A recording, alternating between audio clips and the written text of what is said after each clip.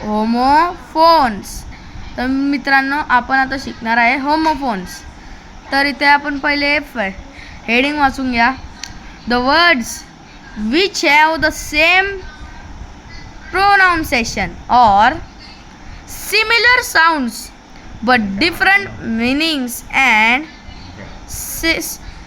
spellings are called homophones.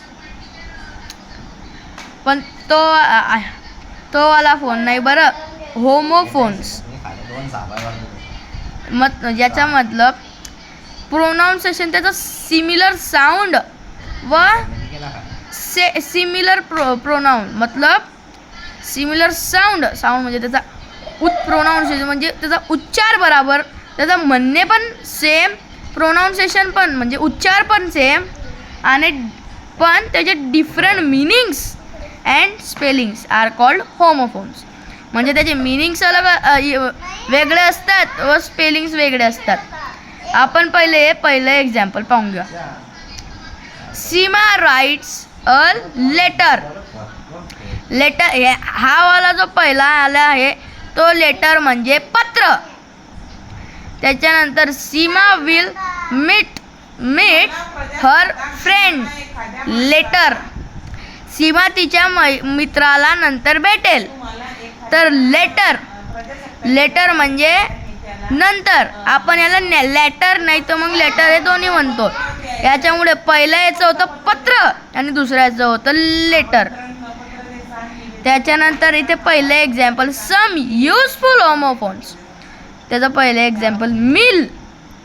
हे पण mill, हे मिल फॅक्टरीसाठी वापरले जाते व हे मिल जेवणासाठी वापरले जाते.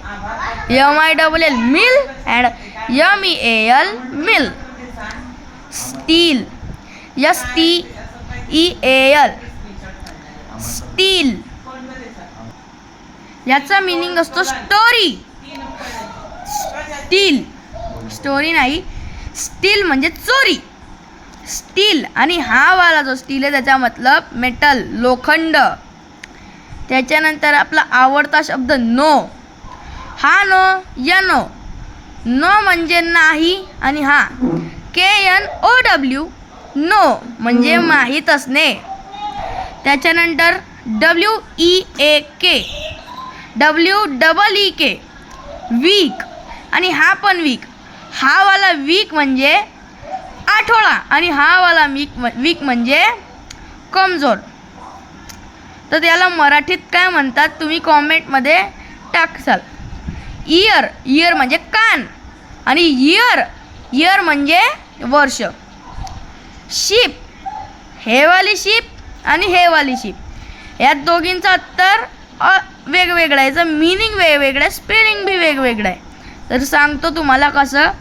या शिपला आपण म्हणतो जहाज आणि या शिपला आपण म्हणतो शेळी व मेंढी. तर व्हिडिओ आवडला असेल तर लाईक करा, शेअर करा आणि सबस्क्राईब करा. पुढच्या व्हिडिओमध्ये भेटू. Bye bye.